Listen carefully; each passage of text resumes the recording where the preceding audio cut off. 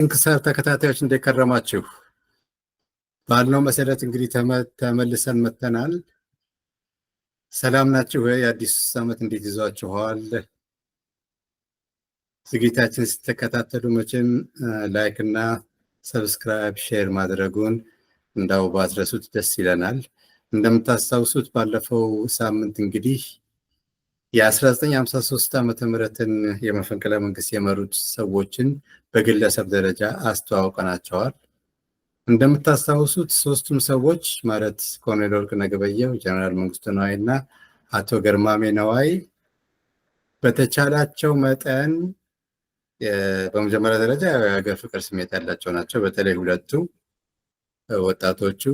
ሁለተኛ ነገር ደግሞ ከንጉሱም ጋር ባላቸው ቅርበትም ሆነ በሌላም ሪፎርም ለማድረግ ሙከራ አድርገው በተለይ ወርቅነህ የተለያየ ሙከራ አድርጎ ስላልተሳካለት ወደ አመፅ መሄዱን ሶስቱም የሞከሩት ሰላማዊ የትግል ስልትና ንጉሠ ነገስቱ እያሉ በዘውድ አገዛዝ ስር አገሪቷ ልታድግ የምትችልበትን መንገድ በእነሱ ግምት ሞክረው ስላቃታቸው ወደ ሴራ ገብተው ይሄን ሴራ በማውጠንጠን በመወጠን ላይ እንዳሉ ከውጥናቸው እና ከአሳባቸው ውጪ በድንገት ኩዴታው እንዲካሄድ ሆኗል። ያን ነው ዛሬ የምናየው። እንግዲህ ለምን ኩዴታው አለጊዜው ወይም ደግሞ እነሱ ባላሰቡበት ወቅት በድንገት ሊሆን እንደቻለ፣ እንዴትስ እንደተካሄደ፣ እንዴትስ እንደከሸፈና ጊዜ ካለንም ደግሞ ያስከተለውን ጥቅምና አሉታዊና አዎንታዊ ጎኖች ለማየት እንሞክራለን። እንግዲህ ቀዳማዊ ሥላሴ ስለ ሴራው ከተለያዩ አካላት በደንብ ሰምተዋል እና ብዙ ጊዜ እንደምናያቸው እንግዲህ እርምጃ ለመውሰድም አይቸኩሉም። የማስተዋልም ሁኔታ አለ። ብቻ ታግሰዋቸዋል ከመጠን በላይ። ወደ በኋላ ግን ነገሩ እየገፋ ሄዶ ህዳር 21 ቀን ከወር በላይ የሚፈጅ ጉብኝት ለማድረግ መጀመሪያ አፍሪካ ከዛ ወደ ብራዚል ለመሄድ ሲነሱ መንግስቱ ነዋይ ሊሸኛቸው ኤርፖርት ነበር እና እዛ ላይ ስለ ወታደሮች አቤቱታ አቀረበላቸው። ይሄው ምንድነው? መኮንኖች የቀዳማዊ ሥላሴ አካዳሚ ምሩቅና የሁለታ ምሩቅ እየተባባሉ ያለው ልዩነትና ተራ ወታደሮችም ደግሞ የደሞዝ ጥያቄ አቤቱታን ያላቸው ሲነግራቸው የአቤቱታው መነሻ አንተ ነህ፣ እናውቀዋለን፣ ስንመለስ ይደርሳል፣ ግድ የለም ብለውት ሄዱ።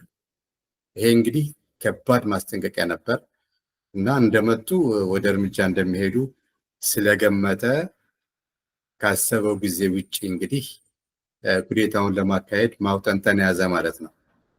እሳቸው ረቡዕ ህዳር 21 ቀን ከሄዱ በኋላ ታኅሳስ 2 ቀን አቶ መኮንን ሀብተወልድ የነገሩን በጣም በአጭር ጊዜ ነገሩን እንደሚደረግ ሰምተው ጠርተው ይጠይቋቸዋል። በተለይ ሶስቱንም ጀነራል መንግስቱንም ጽጌ ዲቡንና ወርቅነህን እና ሁለቱ አልሄዱም። ጽጌ ዲቡና መንግስቱ ሄደው ምንም ነገር እንደሌለ ነገሯቸው። ወርቅነህ ግን ቀረ። በዚህ ላይ እንግዲህ እየተደረሰበት መጣ ማለት ነው ነገሩ። አሁን ህዳር 29 ቀን ሌላ ድንገተኛ ነገር ተፈጠረ። ይሄው ምንድነው? ንጉሠ ነገስቱ የላኩት ድንገተኛ ቴሌግራም ነው፣ በእጃቸው የጻፉት ነው እና ምን ይላል? እኛ ውጪ ባለንበት ጊዜ የገርማሜ እዚህ መቀመጥ ለሀገሩ ደህና አይሆንምና ይህን ቃል ነገርኸው በቶሎ እንደሄድ፣ በሌላ በኩል ማዘዝ አልጠፋንም። ይሄ እንግዲህ በጣም እንትን ያለ ስለሆነ ትንሽ የመርበትበትም ሁኔታ ነበረ እና ወዲያው መልስ ላከላቸው። ስለ ገርማሜ መሄድ ረቡዕ ከአዲስ አበባ ይነሳል፣ እስካሁንም የቆየው በአብዛኛው ስላልተሳካለት ነው ብሎ መለሰላቸው። ወደፊት እንደምናየው ኩዴታው የሚጀመረው ልክ እሱ ይሄዳል በተባለ ቀን ነበር። ስለዚህ ነበር እንግዲህ ኩዴታ አድራጊዎቹ በተቻለ መጠን ወዲያውኑ ነገሩን ለማካሄድ የተገፋፉት ማለት ነው። በዚህ አይነት እንግዲህ አቶ መኮንን ብዙ ነገር ሞከሩ ያኔ እና ትልቅ የሞከሩት ምንድን ነው? ለንጉሱ አንድ ቴሌግራም በመላክ ቶሎ እንዲመጡ ለማድረግ ነው እናቋርጠው ጉብኝታቸውን። ምክንያቱም በቅርቡ ሊደረግ የሚችል ነገር እንዳለ ደርሰውበታል። በቴሌግራም እንዳይልኩ ቴሌግራሙን ወርቅነህም ሊያገኘው ይችላል። የጀነራል በፊት ጀነራል የነበሩት የሙሉጌታ ቡሌም አላቸው። እሳቸውም ስለሚያገኙት አይሆንም እና በቀጥታ ለእሳቸው ለማድረግ ነው የፈለጉት እና ኮሎኔል አሰፋ አያናን ጠየቁት። የአየር ኃይል አዛዥ ነው እና ለጃንሆይ መድረስ ያለበት እቃ ስላለ አንድ አውሮፕላን እዘዝልኝ፣ አክራ የሚሄድ ጋና ነበሩ። አሰፋ አያና ግን ለጃንሆይ በቀጥታ የሚሄድ ከሆነ ትእዛዙ ከእሳቸው ነው እንጂ መምጣት ያለበት በእርሶ ትእዛዝ ብቻ አልሰጥም ብሎ ሲመልሳቸው እንደ አጋጣሚ ወደዛ የሚሄድ ሰው አገኙ። ይሄ ሰው አንደኛ ጸሐፊ ሆኖ ኤምባሲ ነው የሚሄደው። ለሱ ጽፈው ሰጡትና አጭር መልእክት ነው የላኩት። ወደ ብራዚል አለመሄድዎን አጥብቄ እፈልገዋለሁ የሚል እና ሰውየው ልክ በዛ ቀን ተነስቶ ሄደ። እንደ አጋጣሚ በዛ ቀን ደግሞ ንጉሠ ነገሥቱ ብራዚልን ትተው ጋናን ትተው ወደ ብራዚል ስለሄዱ አልተገናኙም። ስለዚህ መፈንቅለ መንግስቱ በግብታዊነት ተጀመረ። ከታሰበበት ጊዜ ሁኔታ ብዙ ነገር በፊት ታህሳስ 4 ቀን ከቀኑ 11 ሰዓት ተኩል ላይ ነው የተጀመረው።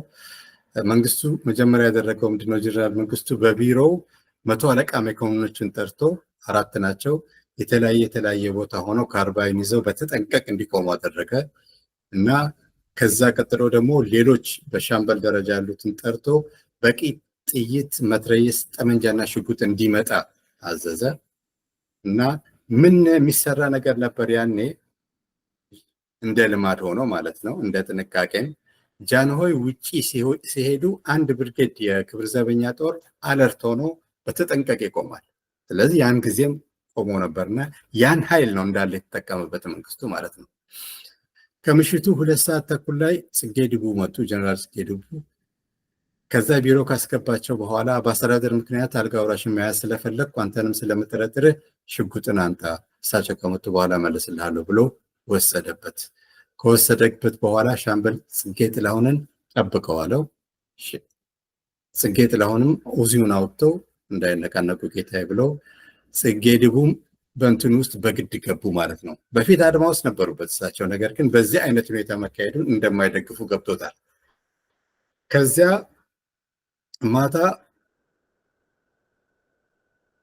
ሻምበሎችን በሙሉ ከጠራ በኋላና ሻለቆቹን ጦር ሰራዊት ስላመፀ አሁን እቴጌ ሆቴል እቴጌ ማረፊያ ላይ ስለሚሰበሰቡ የኛ ተግባር ሄደን እነሱን በቁጥጥር ስር መዋል ነው እና 2 ሰዓት አካባቢ ወይም ደግሞ ካለፈ በኋላ ምልክት ሰጣችሁ መታችሁ እንድትይዟቸው እና ጫካ ዛፍ ውስጥ ነው የምትቆሙት፣ መታየት የለባችሁም እና ጥይት ሳይተኮስ በተቻላችሁ መጠን በሰላም ብቻ እንድትይዟቸው ብሎ ማታ ወደ 4 ሰዓት ከተማ እቴጌ ያሉበት አካባቢ ሄደ እና ሄዶ አባሃናን ጠርቶ ጦሩ ስላመፀ ራስ አበበና እንዳልካቸው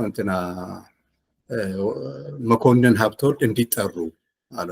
አባሃናም ደነገጡና እንዴ ራስ አንዳርጋቸውም እዚህ አሉ እና እሳቸውም ሰምተው አብረን ይበላሉ። እውነትም እሳቸው ነበሩና አባሃና ስልክ ከመደወላቸው በፊት መረድ መንገሻና ከበደ ገብሬን ልጥራቸው ወይ ሲሉ እሺ ይጠሩ አሉ። አሁን ራስ አንዳርጋቸው መሳይ ሞክረው መረድ መንገሻ 3 ቀን ሙሉ ታመው ተኝተዋል፣ ደም ብዛታቸው እና እሳቸውን ትቼ ከበደ ገብሬን ብቻ ብጠራ ሲላቸው አይ መረድ መንገሻን ማጠራው ከሆነ ከበደ ገብሬ የሚቀር ብለው ሌሎችን በሙሉ መጥራት ጀመሩ። ለአልጋ ወራሹም አስቀድመው ነገሯቸው ሴራ እንዳለና ይሄን ሴራ ለመክታት ሚኒስትሮችን ጠርተን እዚህ እርምጃ እንወስዳለን ብሎ በዚህን ጊዜ እንግዲህ እቴጌ ጋር የነበሩት ተናኘ ወርቅ ኃይለሥላሴና ልጆቻቸው እንደውም ሌሎቹ ናቸው። የጃንሆይ 3ኛና 4ኛ ልጅ የሆነ ሳህለ ሥላሴ ግን አስቀድመው ወደ ቤቱ ሄደዋል። እንደገና የአልጋ ወራሽ ባለቤትና ልዑላን እንትኖች አሉ እዛ፣ ያንንም አልያዘም። ይሄም አንዱ ትልቅ ነበረ፣ ድክመት ነበረ። ከዛ ባለስልጣኖች እቴጌ ታማዋሪ የተባሉ በመጥራት ማሰር ጀመሩ። ልክ በ3 ሰዓት እስራቱን ከጨረሱ በኋላ ወርቅነህን በስልክ ጠሩት። ወርቅነህ እንደደረሰ ያደረጉትን እንቅስቃሴ ነገሩት እና ባለስልጣኖቹ በሙሉ ተይዘው እንደታሰሩ ነገሩት። እሱ ግን ወዲያው ጥያቄ አቀረበ። ጀነራል መርዕድ ገብሬ ጀነራል ከበደ ገብሬና ኮሎኔል አሰፋ አያና የት አሉ አለ። ኮሎኔል አሰፋ አያና የአየር ኃይል አዛዥ ናቸው። መርዕድ ገብሬ የጦር ኃይሎች ኤታማዦር ሹም ናቸው። ከበደ ገብሬ ደግሞ የምድር ጦር አዛዥ። አይዞህ ወርቅዬ አታስብ፣ መርዕድ ታሞ ነው እና ከመጣ እንዳው ደንግጦ ወይም ደግሞ ተናዶ ደም ብዛቱ ጭንቅላት ውስጥ ገብቶ እንዳይሞት ብለን ነው። በፍጹም አለ ወርቅነህ፣ እነዚህን ሳንይዝ የምንሄድበት ነገር የለም። እዚሁ አልጋ ተዘርግቶ ይተኛሉ እንጂ እሳቸው ካልተያዙ የምንሰራው ስራ በሙሉ ዋጋ የለውም፣ እነዚህ ሶስቱ ካልተያዙ ሲል ወርቄ ግድ የለም ሁሉም ተስማምተዋል። አልጋ ወራሽም በመርዕድ ታሞ እንዲመጣ አይስማሙም እና አይሆንም ሲል ወርቅነህ እጆቹን አማተው በቃ አለቀ ተበላሸ ብሎ ዝም አለ። ከዛ ሲጃራ ወጥቶ እያጨሰ እነዚህ ሰዎች በግድ መያዝ አለባቸው ብሎ በጣም እንትን ቢልም አልሰሙትም። ሆኖም በፊት የጀመረበት ነገር ስለሆነ ካለው ሁኔታ ጋር ወደ እንቅስቃሴው ገባበት። አሁን ወርቅነህ ኮሎኔሎቹን፣ ሻምበሎቹን ስልክ ማዞሪያ፣ የሬዲዮ መገናኛ በተለይ ፒያሳ ያለው ሬዲዮ ጣቢያ እንዲሁም አስፈላጊ ቦታዎች በሙሉ እንዲያዙ እንትን ሰጠ፣ መመሪያ ሰጠ። እንቅስቃሴው ተጀመረ ማለት ነው።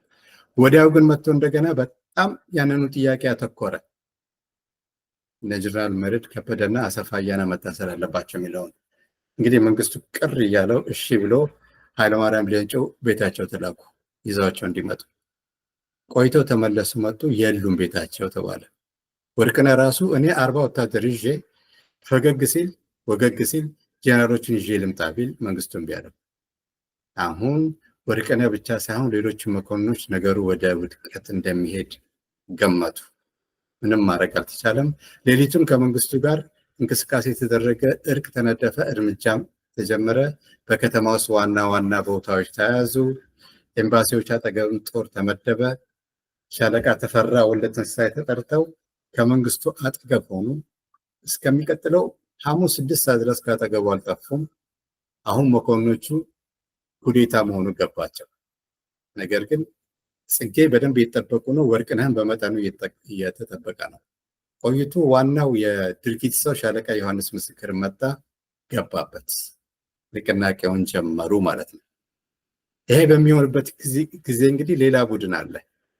በተለይ ኮሎኔል ወርቅነህ ካልታሰሩ የሚላቸው ከበደ ገብሬና መርዕድ መንገሻ ወይም ደግሞ በጦር ሰራዊት በኩል ምን እየተከናወነ ነው የሚለውን እስካሁን ያየነው የክብር ዘበኛ ነው። እንግዲህ ይህንን መረጃ ደራሲ ያገኙት መርዕድ ራሳቸው ከሰጡት ቃል ነው በሬዲዮ እና ማታ ማክሰኞ ማታ ወደ 2 ሰዓት አካባቢ ወይዘሮ ቆንጂት አብነት ደውለው በስልክ አናገሩኝ አሉ። ወይዘሮ ቆንጂት አብነት የራስ አበበ አረጋይ ባለቤት ናቸው። ደውለው ያናገሯቸው አንዳርጋቸው መሳይ ራስ አበበ አረጋይን እቴጌ ታማዋል ብለው ጠርቶ ወሰዳቸው እና እስካሁን ድረስ ብደውል አልደረሱም ነው የሚሉኝ። ከሄዱበት ጊዜ አንጻር ሲታይ ግን እቴጌ ቪላ አይደለም ሌላ ቦታ መድረስ ይችላሉ እና አንድ ነገር እየተሰራ ነው፣ የምትችለውን አድርጋሉት። እሳቸው ናቸው በቃ ያስተባበሩት ወይዘሮ ቆንጂት እና በኋላ የወጡት ታይም እና ኒውዮርክ መጽሔቶች a woman cry saved the crown ብለው ነው ያወጣቸው። የሴትየዋ እንቅስቃሴ ዘውዱን አዳነ እንደማለት ነው። መርዕድ ደነገጡ። ሁሉም ጋር ሲደውሉ አላገኙም። መንግስቱም ጋር ደወሉ፣ ከበደ ገብሬም ጋር መጨረሻ ሲጨንቃቸው መልሰው ቆንጂት አብነት ጋር ደወሉ። እሳቸውም እንዴ እስካሁን ድረስ ምንም አላደረክም፣ አሁንም ተናኘ ወርቅ እቴጌ ተናኘ ወርቅ ያገኘኝ ብለዋልና በዚህ ስልክ አሁኑን ልታገኛቸው ብለው ሰጧቸው። ተናኘ ወርቅ ሲደውሉ እንዴት እስካሁን ምንም አልሰማህም? መንግስቱ ሚኒስትሮችን በሙሉ አስረው ቆልፎ ይዟል። እዚህ ትልቅ ነገር እየተካሄደ ነውና የምችለውን ነገር አድርጋት። ከዛ ጀነራል ከበደ ጀነራል መርዕድ መንገሻ ትልቅ ነገር አገኙ። ወጡ ከቤታቸው። መጀመሪያ ቤተሰባቸውን ዘመድ ቤት ሄደው አስቀመጡ። በስልክ ያላገኟቸውን ጀነራል ከበደ ገብሬን በአካል ሄደው አገኙ። ከዛም በጦሩ የውስጥ ስልክ ስራቸውን ቀጠሉ። ያደረጉት ምንድን ነው? አዲስ አበባ ውስጥ ብቻ ከተካሄደ የክብር ዘበኛ ጦር በጣም ጠንካራ ነው።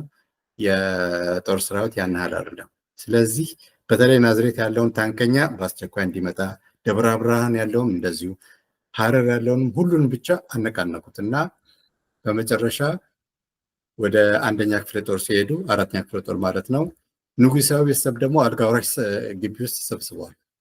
ልዕልት መድፈራሽ ወርቅ አበበ ሰብስበው ልዑል ጌታዬን ወሰዷቸው አለ ፈቃዳቸው እና ትልቅ ነገር እየተሰራ ስለሆነ ወዲያው እርምጃ እንውሰድ ተብሎ እዛ ተጠራርተው ምክር ላይ እንዳሉ ደጃዝማች አስራተ ካሳም መጡ። ያኔ ደጃዝማች ናቸው እና የወሰኑት ምንድን ነው? ጦር ሰራዊትም ክብር ዘበኛም ስላመፀ ብሔራዊ ጦርን ከደብረ ብርሃን አምጥተን የምናደርገው እናድርግ ብለው በዚህ ተስማምተዋል።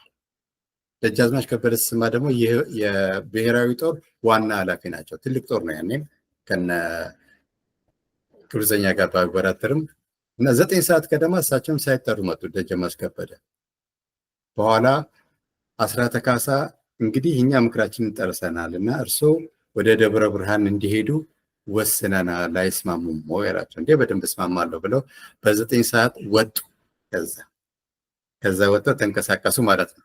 አሁን ደግሞ ወደ ነጋ። እንግዲህ ታህሳስ 5 ሆነ። በታህሳስ 4 ነበር የተጀመረው። በዚህ ቀን ምን ተካሄደ ስንል መጀመሪያ ነገር ደጃዝማች ከበደ ተሰማ ትልቅ ፖለቲከኛ ናቸው እና እንደተባለው ወደ ደብረ ብርሃን አልሄዱም። የሄዱት ወደ ክብር ዘበኛ መምሪያ ነው እና ጠዋት 11 ሰዓት ላይ ሲደርሱ መንግስቱም ደነገጠ እና እንዴት በዚህ ሰዓት መጡ ሲሏቸው፣ የሰማሁት ነገር ደስ ስላላለኝ ነው፣ ምንድን ነው የተፈጠረው ሲላቸው፣ የለም ጦር ሰራዊቶች አምፀው የጃንሆይን መራቅ አይተው እርምጃ ሊወስዱ ስለሆነ ሳይቀድሙን እንቅደም ብለን እየሰራን ነው አላቸው። እና ሰውየው ትንሽ አሰቡና ግን የሰማሁት እኮ ጦር ሰራዊትን ክብር ዘበኛም አምጿል የሚሉ ነበር። አሁን አንተ ደግሞ ሌላ ነው የምትነግረው እና ምንድን ነው ሲሉት በደንብ ነገራቸው። ከዛ የለም እኛማ ክብር ዘበኛ ነን፣ የእሳቸው ቦዲጋርድ ነን፣ እነ ጦር ሰራዊቶች ነው ያመጹት እና እርስዎን ስለሚሰማዎት ከመርድ ጋር አገናኙኝ አሏቸው። አይደለም ከዛ በፊት ደብረ ብርሃን ሄድ እንግዲያው መሳሪያ እንትን ትራንስፖርት ስጠኝ ሲሉት የለም መጀመሪያ ከመርድ ጋር አገናኙ እና በሰላም ልንፈታው ስለምንችል እዚህ እንዲመጣ አድርጉልኝ፣ አልጋ ወራሽም አሉ አነጋግሯቸው፣ እሳቸውም እሱ እንዲመጣ ይፈልጋሉ ሲል እውነትም ሲጠይቋቸው እሳቸውም እንደዛ አሉ። ከበደ ገብሬና መርድ እናምጧቸውና ነገሩ በሰላም ይለቅ ነፍስ ሳይዋደቅ በፊት ተብሎ እሺ ብለው ሄዱ። እሳቸው ሲሄዱ እንግዲህ አሁን የትረካችንን መጽሐፍ የጻፈው አቶ ብርሃኑ አስረስ መጣ። ሲመጣ በየቦታው ታንክ ቆሟል። ክብር ዘበኛ መምሪያም ታንክ ቆሟል። ገነተ ልዑል ቤተ መንግስትም አሁን ዩኒቨርሲቲ ሆኖ ታንክ ቆሟል። እየሄደ እያለ መንግስቱ አየውና ጠራው። ከጠራው በኋላ ወርቅነህ አለ እሱ ጋር ሄዳለሁ። ወርቅነህ ውስጥ ሲገባ ወርቅነህ ሲጨብጠው በእጁ በጣም ገፋው። እንግዲህ ምን ማለት ነው? ሂድ እንደማለት ነው። እኛ ችግር ውስጥ ስላለን ወይም ደግሞ የምንሰራው ስራ ስላለ ሂድ ሲለው በጭራሽ እምቢ ብሎ እሱ እዛው ቀረ። እንግዲህ እንዲህ ከሆነ አሜሪካና እስራኤል ኤምባሲ ሄደህ እስቲ አነጋግራቸው፣ እንትናቸውን መዝን፣ የመንግስት ለውጥ ለማካሄድ እየሞከረን ነው እና ምን እንደሆነ እንትናቸው ይሄንን አጣርተህ እናልኝ አለው። ሄደ። እሱ ሄደው ያጋጠመውን ነው እንግዲህ ቀጥለው ምነግራቸው። መጀመሪያ እስራኤል ኤምባሲ ነበር ሄደው እና እስራኤል ኤምባሲ የቆንስላ ሰው ከፍቶ ወደ ውስጥ ካስገባ በኋላ ምን እየተካሄደ ነው? የምሰማው እውነት ነው ወይ? እና ክብር ዘበኞች ኩዴታ እየሞከሩ ነው ይባላል። ለመሆኑ ወርቅነህ አለበት ይለዋል። አዎ እየተካሄደ ነው፣ ወርቅነህም አለበት። ወርቅነህ አለበት? በእርግጥ አይመስለኝም። ወርቅነህ ካለበትና መርዕድና ከበደን ሳይዝ አይነሳም። ወይ የለበትም ወይ በግድ ነው የገባው እና ሁለቱን ሳትይዙ የምታደርጉት ነገር የት እንደሚያደርሳቸው አላቅም አይነት ነገር ነገረው። አሜሪካ ሲሄድ አሜሪካን ኤምባሲ ጭራሽም አላስገባውም። በሩን ከፍቶ የውጭውን በር ከፍቶ እዛው ነው የተነጋገረው እና ምን እያረጋችሁ ነው እናንተ? ምን እየሰራችሁ ነው ሲለው ነገረው። ሲነግረው አሁን ወርቅነህ አለበት ነው የምትለኝ? አዎ አይመስለኝም። ወርቅነህ ካለበትማ መጀመሪያ የሚያደርገው ምድር ጦርና አየር ኃይልን ወይ መያዝ ወይ መከፋፈል ነው እና ሁለቱን ሳትይዙ የምትሰሩት ስራ የልጅ ጨዋታ ነው እና እሱ ያለበት አይመስለኝም። ካለበትም እሱም ልክ እንደ እስራኤላዊ በግድ የገባበት ነገር ነው። ይሄን ከሰማው በኋላ ተመልሼ ሄጄ ለወርቅነህ ስነግረው በንዴት እጁም አወናጨፈና በምልክት ሂድ አለኝ። እንግዲህ የሰጋው ይህ ሰውዬ ሙሉ በሙሉ በሌለበት ነገር ላይ እንዳይጎዳ ለማለት ነበር። ሰውየው ግን ብርሃኑ እምቢ ብሎ በዛ ቀጠለ። ጠዋት 2 ሰዓት ሲሆን እምሩ መጡ። ልዑል ራስ እምሩ ማታ ተጠርተው እምቢ ብለው ነበረ እና መንግስቱ ክብር ዘበኞችን ልኮ እቴጌ ስለታመሙ በአስቸኳይ ነው ሲሏቸው እኔ ሐኪም አይደለሁም ጠዋት እመጣለሁ ከፈለገም ራሱ በስልክ ያነጋግረኝ ብለው እምቢ ብለው ቀጥቶ ነበር።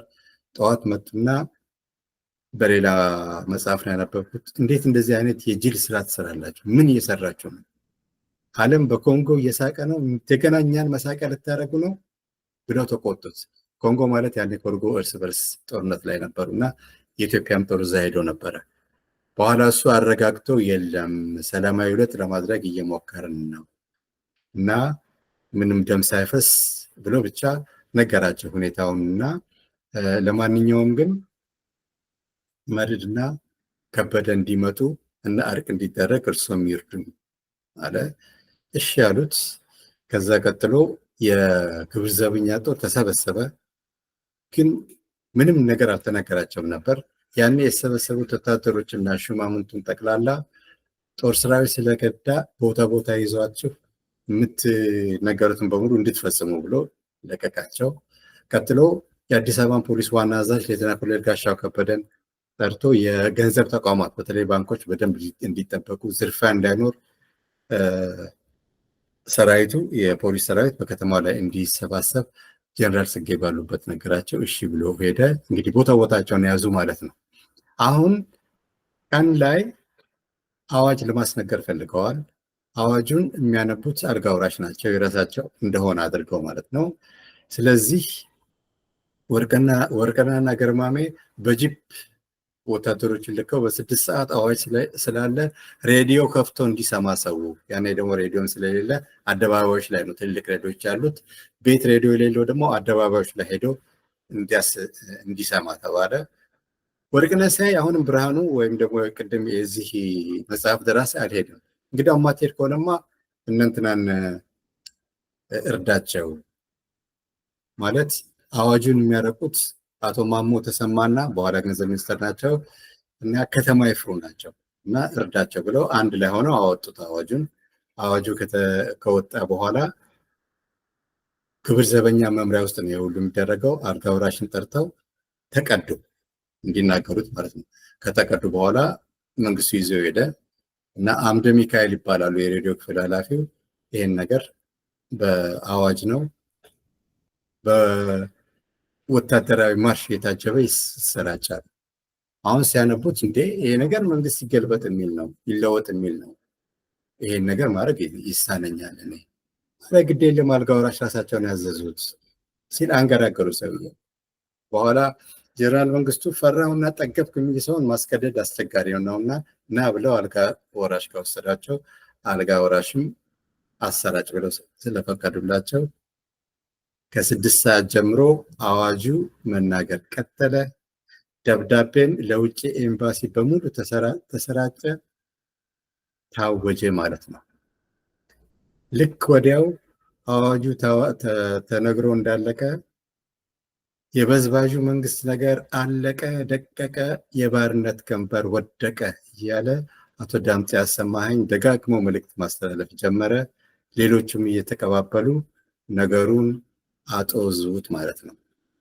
እንግዲህ ቅድም እንደነገርኳችሁ ኃይለሥላሴ አልተያዙም፣ ቢሮዎች ራሳቸው ቤት ነው ያሉት እና የአማተር ሬዲዮ ተናጋሪዎች ክበብ አባል ናቸው። ስለዚህ አንድ ግሪካዊ ከጻፈው መጽሐፍ ነው ያየሁት፣ መስቀል የሚል መጽሐፍ ነው ያየሁት እና ይሄ ግሪካዊ ለኃይለሥላሴ ጓደኛ ነው እና አብረው የሬዲዮ አማተር ስራ ይሰሩ ስለነበረ እሱን ጠርተውት ለሁለት መልእክት አዋጥተው ለንጉሠ ነገሥቱ ይልካሉ። ውዴታ እንደተካሄደ ዜናው እንዲደርሳቸው ማለት ነው። እሳቸው ባይደርሳቸው እንኳን አውሮፕላን ላይ ያሉ ሰዎች እንዲደርሳቸው፣ እንዲሁም ለየሚመለከታቸው ኤምባሲዎችም አመፅ እየተካሄደ እንዳለ ለዓለም ተላለፈ።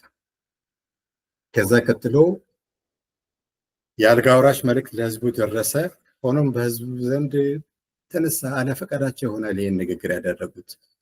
ደግሞስ ለምን ሬዲዮ ጣቢያ መጥተው አላደረጉም? እንዳይንቀሳቀሱ እኮ ነው ክብር ዘበኛ ውስጥ ሆነው እዛው በድምፅ ቀርተው የሰጧቸው የሚል ነገር ስለተሰማ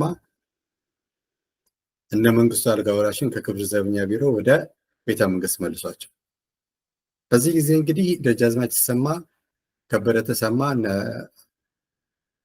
መሬድ ማንገሻ ጋር ደርሰዋል እና ክብር ዘበኛ ሄጄ ነበር እንዲህ ያሉኝ፣ እናንተ ደግሞ የምትሉት ሌላ ነው ቅድም እንደነገራችን ከሆነ ለዚህ ነው ደብረ ብርሃን ያለልኩት ላጣራ ብዬ ነው እና እነ መንግስቱ እኛ በሰላም ነው መጨረስ እንፈልገውና እንነጋገር ይላሉ። አልጋ ወራሽም ይህን ሀሳብ የሚደግፉ ናቸውና የመጣሁት ይዣችሁ ልሄድ ነው ይሏቸዋል።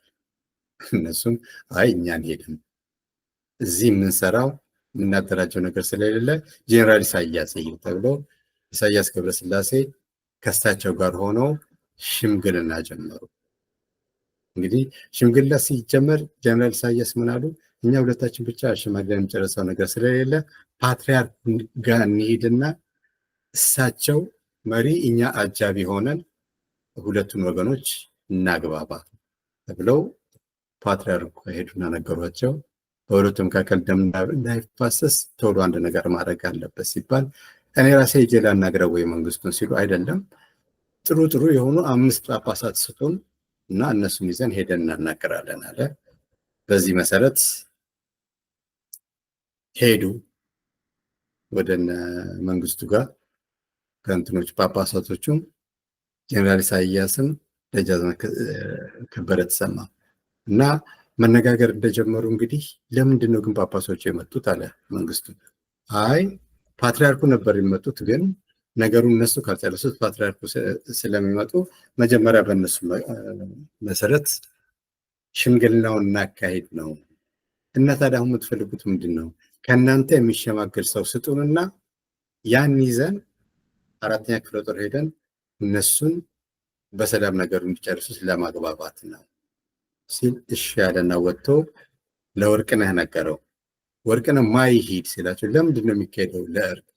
አይ እኛ ዘግይተን ተስማምተን እነግራቸዋለን በላቸው፣ ይሄዱ እነሱ በኋላ እናደርገዋለን አለ እና ቄሶቹ ከመሄዳቸው በፊት ፓትሪያርኩ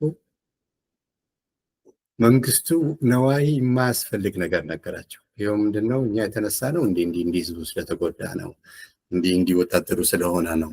ስለዚህ ይህን በሰላም እንዲጨርሱ ነገራቸው እና ቤተክርስቲያንም ብትሆን ደጃፏን ዘግታ ድሆች እዛ ማድረስ ስለአቃታቸው አውሬ እየበላቸው ነው። እናንተም ብትሆን እኮ ትንሽ ለህዝቡ ማሰብ አለባቸው ሲሉ ሰዎቹ በጣም ቅር ተሰኙ። ሆኖም ነገር ግን ለማካሄድ ፈቃደኛ ነበሩ። ቀጠሉ ስራቸውን። ሐሙስ ከሰዓት በኋላ ወርቅነህ ብርሃኑን እንደገና ወደ አሜሪካ ኤምባሲ ላከው። አሜሪካ ኤምባሲ ሲሄደው ቅድም ያለውን ነገር ደግሞ ነገረው። ለነገሩ ግን እናንተ የሀገራችን ውስጥ ታሪክ በደንብ ታውቃላችሁ ወይ? ፓትሪያርኩን ሳትይዙ ምን አይነት ስራ ነው የምትሰሩት? ከዛ በላይ ደግሞ 5 ፓትሪያርክ እናንተ ጋር ሲመጣ ጳጳስ እናንተ ጋር ሲመጣ እነዛ ሰዎችን አቆይታቸው የራሳችሁ ወገን ማድረግ አለባቸው እንጂ መልሳችሁ ትልካላችሁ ወይ? አሁንም በዚህም ተያዘ በዛ ጀነራሎቹ መያዝ አለባቸው እና ለመሆኑ ወርቅነህ ተስማምቶ ነው ይሄን የሚሰራው? አይመስለኝም አለው። እስራኤል ኤምባሲ ሲሄድም ተመሳሳይ ነገር ነገረውና ይሄንኑ መልሶ ነገሯቸው። ሲነግሯቸው እንግዲህ ምንም ማድረግ አይቻልም። በዛው ስራው ቀጠለ። የዘውድ ደጋፊ ወገን ግን በአልጋ ወራሽ ቤት በደንብ መደራጀት ጀመረ እና መርድ እና አስራተ ካሳ አሉ፣ ደጃዝማች ከበደ ተሰማ አሉ። አየር ኃይልም በአሰፋ አያና አማካይነት ከቀዳማዊ ኃይለ ሥላሴ ውጪ መንግስት አናቅም ብለው የአየር ኃይል አዛዡ ማለት ነው የዘውዱን ጎራ ተከላከለ። አሁን የምድር ጦር የተጠናከረ መጣ ማለት ነው። እንደውም ትንሽ ቆይቶ አሰፋ አያና አፍራሽ ፕሮፓጋንዳ በአውሮፕላን ላኩ። ሐሙስ ዕለት በብዛት የተከናወነው ነገር ይሄ ነው። በትልቅ እንዳ ታህሳስ 5 ቀን ሮብ ማለት ነው። ግን ይሄ ቀን ከማለቁ በፊት ሌላ አንድ ነገር ተፈጠረ። ይሄው ምንድነው? የፈጥኖ ደራሽ አዛዥ ኮሎኔል ታደሰ ብሩ ለነ መንገሻ መርዕድ መንገሻ ቴሌግራም ልኮ ነው ስልክ ልኮ እኔ ከክብር ዘበኛ ጋር አይደለሁም ቀዳማዊ ኃይለ ሥላሴን አልከዳም ብሎ ከጦር ሰራዊት ጋር ተቀላቀለ። አሁን እየተደራጁ መጡ ማለት ነው። ነጋ ሐሙስ ዕለት የትርምስምስ ቀን ነው። ከደብረ ብርሃን የተጠራው ጦር የምድር ጦር መጀመሪያ ደረሰ አዲስ አበባ። ሲደርስ ከወጤ በላይ አገዷቸው። ክብርዘኞች ናቸው እንግዲህ 5 ነበር የሚጠብቁት አዲስ አበባን። መግባት አትችሉም ካሉ በኋላ መሪው ሻምበል ተፈራ መጥተው ለመንግስቱ ነገሩት። ከደብረ ብርሃን ምድር ጦር መጥቷል፣ መግባት ይፈልጋሉ። እነ መርዕድ መንገሻ ጋር ነው የሚሄዱት። በቀላሉ ልንማርካቸው መሳሪያቸውን ልንወስድ እንችላለን እና ወደ ተግባር እንግባው ሲሉት በጭራሽ እንደዛ አታድርግ፣ ሄደህ አዛዣቸው ማን ነው አለው። አላውቀውም። ቆይ ብሎ ደብዳቤ ጻፈና ይሄን ደብዳቤ ስጠው ሄደ። ደብዳቤውን ካነበበ በኋላ እምቢ ሲልስ፣ እምቢ ካለ በቃ ይግባዋል ሲል ደነገጠ። የነበሩት መኮንኖች በሙሉ በጣም ቅሬታ ተሰማቸው። ምክንያቱም በሚሊታሪም ህግም ሆነ በምን አንተ ሳትሰናዳ አንተ ተሰናድተህ ጠላት ካልተሰናዳ ቶሎ እርምጃ ነው መውሰድ አለብህ እንጂ እንዲሰናዳ ጦር እንዲገባ መፍቀድ የለብህም። ስለዚህ አልሆነም። ከዛ ቀጥሎ ሌላ አዋጅ እንደገና አወጁ እነ መንግስቱ። በዚህ አዋጅ አልጋ ወራሽ መሪ መሆናቸውን፣ ምሩ ጠቅላይ ሚኒስትር፣ ሙሉጌታ ቡሊ ኤታማዦር ሹም መሆናቸውን፣ የወታደር ደሞዝ የተራ ወታደር 40 ብር የመኮንኖች ደግሞ 50 ብር ጭማሪ መደረጉን አወጁ። ይሄ እንግዲህ የዘውዱን ወገን ትንሽ ረበሸው። ምክንያቱም ሄደው ስብሰባ አደረጉ። በደንብ ስብሰባ ካደረጉ በኋላ መርዕድ ከበደ መጡ። አሁንም ከበደ ተሰማ እንዴ ይሄውና ሰው ይልካሉ እነሱ ከእናንተም ተወካይ ልቡና እናነጋገር ሲሏቸው ደጃዝማች አስራተ ካሳ ምንድነው የምንነጋገረው? በሬዲዮ የታወጀውን አልሰሙም ወይ? ቀዳማዊ ኃይለ ሥላሴን ጥለን ሌላ መንግስት አቋቁመናል ብለዋል። ከዚህ በላይ ምንድነው የምንነጋገሩ ሲሉ አይ አልሰማሁም ሲሉ አሰሟቸው። ከሰሙ በኋላ አይ እንዲህ ከሆነማ ትክክል አይደለም፣ ምን እናድርግ ታዲያ? ሽምግልናው ግን ቢቀጥል ጥሩ ነው፣ ለማክሸፍም ቢሆን በሰላማዊ ሁኔታ ቢካሄድ ብለው እንግዲህ እንደዛ ከሆነ ከኛ ወገን የምንወስነውን ሰው እናቀርባለን፣ እስከዛ ድረስ ግን ስራችን እየሰራን ነው ሲሉ ፓትርያርኩ የውግዘት ደብዳቤ እንዲጽፉ አድርጉ፣ እንዲያስታርቁ ሳይሆን እንዲጽፉ አድርጉ። ማስታረቁን ይቀጥሉ፣ ነገር ግን የውግዘት ደብዳቤ ጽፉ የሚል ሀሳብ አቀረቡ። ደጃዝማች ከበደ ተሰማ ትልቅ እንትን ነው እንግዲህ በጣም እና በዛ መሰረት ተሰራ። ከተሰራ በኋላ አውሮፕላኖች የጳጳሱን ውግዘት አንድ ጊዜ ለቀቁት ከተማው ላይ ሲለቁት ደግሞ ከተሞችም እየሄዱ መቀሌም ባህር ዳርም እንደዚሁ አደረጉ። በዚህን ጊዜ የጦር ሰራዊት በራሱ ደግሞ ሌላ ደብዳቤ በተነ። እዛም ደብዳቤ የወታደር ደሞዝ በ50 ብር መጨረቱን ነገሩ። ሁለቱም እንግዲህ ተሟሟቁ ማለት ነው። ወርቅነህ አሁንም ያብዳል እና ሻለቃ መላክ የሚባለው የክብር ዘበኛ መኮንን እንዲሁም ከሱ ጋር አንድ ላይ የተመረቁ መቶ ሊያናግረው ሲል እምቢ አላናግርም እና በጣም ሳይግባባው አባላሽተውታል። ምን ላድርግ ነው የምትለኝ? ተበላሽቷል በቃ። ሌሎቹም ልክ የመበላሸት እንትን ተሰማቸው። ሁሉም ጥያቄ ቢያቀርቡም በተለይ ነቃለ ክርስቶስ አባይ፣ ዮሐንስ ምስክር እኛ ቀድመን እርምጃ ለመውሰድ እየቻልን ዝም ብለን በኋላ ስንጠቃ ማን ሊደርስልን ነው? ኧረ እባክህ ቢባል እምቢ አሉ። ከዛ ክብር ዘበኛ ጦር ሰራዊት ተጠናክሮ አሁን የክብር ዘበኛ መምሪያ እንዲመታ ሲያዝ ቴሌግራሙን ወዲያው ወርቅነህ ቀልቦት አስተላለፈ። እዚህ መንግስቱም ራሱ አዘዘ ለ9 ሰዓት ጉዳይ ላይ ተኩስ እንዲከፈት በመድፍ ማለት ነው። እና ያን የሚያደርጉት ሻለቃ ኪሮስ አባይ ናቸው፣ ገብረ ክርስቶስ አባይ። እሳቸው እምቢ አሉ። በጄኔቫ ኮንቬንሽን መሰረት ከተማ ውስጥ ቀላል መሳሪያ እንጂ የሚተኮሰው መድፍ አይተኮስም ማለት። እባክህ መልሰው እነሱ ቢመቱህ የምትሞት ስለሆነ አርፈህ ተኩስ ጀምራለ። አሁን እንግዲህ የኩዴታ ዋና ባህሪ መጠዛጠዙ ሊጀምር ሆነ ማለት ነው። ከሰዓት በኋላ በታቀደው መሰረት ጦር ሰራዊት የክብር ዘበኛን መምሪያ ለመምታት ሲሄድ ክብር ዘበኛ ደግሞ የአራተኛ ክፍለ ጦርን ሄዶ በመድፍ ማጥቃት ጀመረ። መድፉ ግን 4 ጊዜ ከተኮሰ በኋላ ቆመ፣ አልቀጠለም። የመድፉ ተኩስ ቢቀጥል ኖሮ ያን ሽፋን አድርገው ሊገቡ የተሰናዱት ወታደሮችም ተመለሱ። ምክንያቱም እንትኑ ቆሟል። አሁን ክብር ዘበኛ ጦር ሰራዊት እያጠቃ ክብር ዘበኛ ግን ወደ መከላከሉ ሄደ። ሻለቃ ተፈራ ወደ ትንሳኤ ቢጨንቀው ፈጥኖ ደራሽ ሄደ። ፈጥኖ ደራሹን ለማምጣት እንግዲህ ፈጥኖ ደራሽ መክዳቱንም አላወቀም። እዛ ሄዶ ገና ነገሩን ሲያብራራ ያልተሰናዳበት ነገር ስለሆነ አስረው እዛው አስቀሩት። ትልቁ ኃይልም ከዛ ውስጥ ተመታ ማለት ነው። ጦር ሰራዊት አጥቅቶ የክብር ዘበኛ መምሪያን ያዘ። በዚህ ጊዜ ብርሃኑ አስረስ ወርቅነህን ለማዳን በአምስተኛ በር ገብቶ የመኪናውን በር ክፍት አድርጎ ሲጠብቅ ወርቅነህ አይቶ ሲመጣ መንግስቱ በግድ መለሰው። አሁን ነገሩ ሁሉ እየከሸፈ ስለነበረ ጨለመ። ስለጨለመ ነገሩ እንዲሁ አደሩ። ጠዋት ክብር ዘበኛ መልሶ ለማውጣት ሌሊቱን በሙሉ መልሶ ለማጥቃት ፕሮግራም አድርጎ ተላኩ። ሰዎቹ ሲላኩ ግን የክብር ዘበኛ ወታደር የፓትርያርኩን ውግዘት ሰምቶ ጭሮ ሄዷል። አብዛኛው እየዞሩ ለማበረታታት ሞከሩ፣ አልተቻለም። በተለይ ዋና ዋና ሻምበሎችን ወርቅነህ ጠርቶ ሀሳባችን ይሄ ነው ሲል መጀመሪያ ለማለት ነገር ምን ነበረ፣ ሞክራለን የቻልነውን ግን ወታደር በብዛት የለንም አሉ። ሄዱ፣ ሞከሩ። የትም ቦታ በቂ ወታደር ስላልነበረ እየተጠቁ በየቦታው እየደከሙ ሄዱ። መምሪያቸውም ተያዘ። ይሄ አልቆ እንግዲህ ወደ ንጉሠ ነገሥቱ እንሂድ።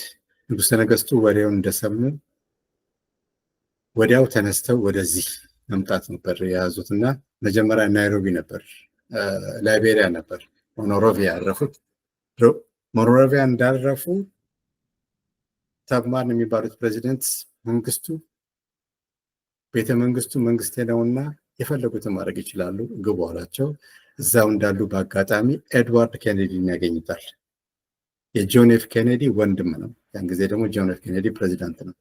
ከዛ ጃንሆይ ለመቼ ነው ታዲያ ቃኘው ስቴሽንን የሰጠናቸው? ሶቪየት ያሰጋናል ስትሉ ሰጠናችሁ ነበር። አሁንስ ለእኔ አይረዳም ወይ? ቴሌግራም እንኳን ለመገናኘት ሲሉ ፈቀዱላቸው። በዛ ቴሌግራም ጃንሆይ ከጀነራል አብይ አበበ ጋር ተገናኙ። በአጠቃላይ ነገሩ ሁሉ እየተበላሸ ሄደ ማለት ነው። እሳቸው ከዛ ተነስተው ካርቱም ገቡ። ካርቱም ጀነራል አቡድ የሱዳኑ ፕሬዚደንት ጦር ሰራዊት እንዳለ በእርሱ ስር ነውና ይዘዙን እንሄዳለን ሲል ግዴን ለማናስ አያስፈልግም ብለው አስመራ ገቡ። አሁን ጦር ሰራዊት በታንክ ከታጅቦ ከነተሉል ቤተመንግስትን እሶ ገባ። እነ የታሰሩት ባለስልጣኖች የተለያየ ክፍል ነበረው። ሰብስበው አረንጓዴ ሳሎን አንድ ውስጥ አገቧቸው። ከዛ ቀጥሎ የተፈጸመው ነገር ተፈጸመባቸው። እነ መንግስቱ በሌላ በር ሸሽተው አመለጡ እና መንግስቱ ሰብስበው እስካሁን የሰራነውን ሞክረናል፣ ስላልቻለን እናንተ መያዝ ምናምን ማለት የለባችሁም፣ ሁላችሁም ሂዱ፣ እኛ ሶስታችን ብቻ ወደ ምንሄድበት እንሄዳለን ሲሉ እምቢ አሉ።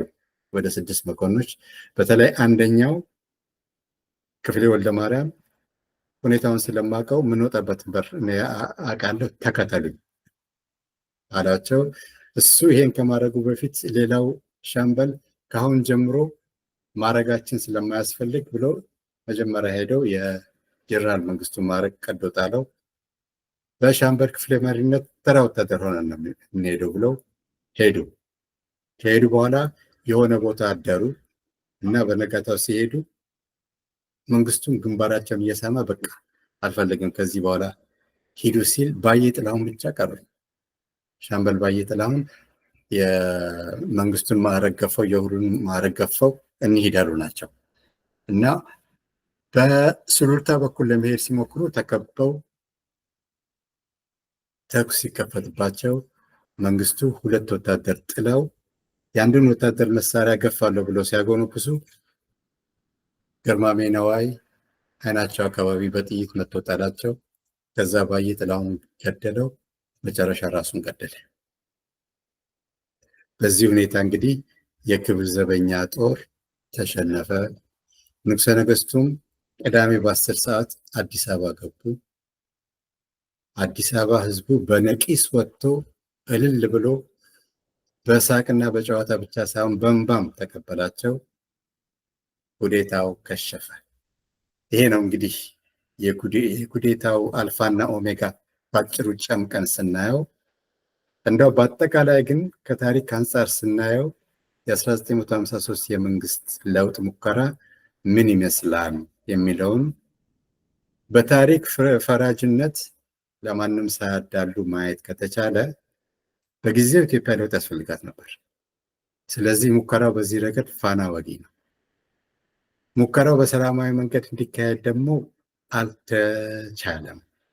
ስለዚህ እነዚህ የዚህ ኩዴታ አቀናባሪዎች ሀሳባቸው ክፉ የሚባል አልነበረም፣ ምናልባት አካሄዳቸው ነው። ምክንያቱም የሚወዷት ሀገራቸው ከሌላ ሁሉ ኋላ እንደቀረች ገባቸው። ምክንያቱም እነዚህ ሰዎች ደግሞ ውጭ ይሄዳሉ። በተለይ ወርቅነህ ገበየሁ ጃንሆይን የተከተለ ይሄዳል እና የአፍሪካ ሀገሮች እንኳን የደረሱበት ደረጃ ከኛ ጋር ሲታይ ልዩነት ስለነበረው በጣም ንዴት ነበረው እና ስለዚህ ለውጥ ለማድረግ የተደረገው ሙከራ ጥሩ የሚያሳይ ነው። በተለይ ህዝቡም የመንግስት ባለስልጣን ሆነችም ሆነ ወታደሩ ቀዳማዊ ሥላሴን እንደ አምላክ የሚያይ ስለሆነ በእግዚአብሔር የተሾሙ እንደመሆኖች መጠን ማንም ሊደፍራቸው አይችልም የሚለውን ትልቅ እምነት እንዶታል። ይቻላል የሚል ነገር እንትን ብለዋል እና በሌላ በኩል የኩዴታ መሪዎች መስዋዕትናና ጀግንነትም የሚደነቅ ነው። ምክንያቱም ሁሉም በቂ ነገር ነበራቸው። ሁሉም ቀዳማዊ ሥላሴም የወዷቸውና የሚፈልጓቸውን ነገር ይሰጡ ነበረ። ያንን ጥሰው ነው እዛ ላይ ያደረጉት ማለት ነው። ይሄ እንዳው በበጎ ገጽታ ስናየው ነው። በሌላ በኩል ግን በኢትዮጵያ የመጀመሪያውን የጅምላ ግድያ ያከናወኑት እነሱ ናቸው። 16 ባለስልጣኖች አብዛኞቹ ምንም በማያውቁበት ሁኔታ ትንሽ በአሰቃቂ ሁኔታ ተገድለዋል። በተለይ እነ ራስ አበበ አረጋይ ጠላት 5 ዓመት ሙሉ ተከታትሎ ሊገላቸው ያልቻለ ሰው በእነዚህ ሰዎች ተገድለዋል። ሙሉጌታ ቢሉም እንደዚህ። በአጠቃላይ ከ300 በላይ ሲቪልና ወታደሮችም አልቀዋል። ስለዚህ ይሄ ትንሽ አሉታዊ ሁኔታ ነው። እንዲህ ነበር እንግዲህ የታህሳስ ግርግር። መጠነኛ መረጃ እንዳገኛችሁ ገምታለሁ። የዚህ ፕሬዘንቴሽን ዓላማ ግን የበለጠ መረጃ ለማግኘት እንደ ማነሳሻ ያህል ነው። በሚቀጥለው ጊዜ በሌላ ርዕስ እስክንገናኝ አህለን ወሰህለን።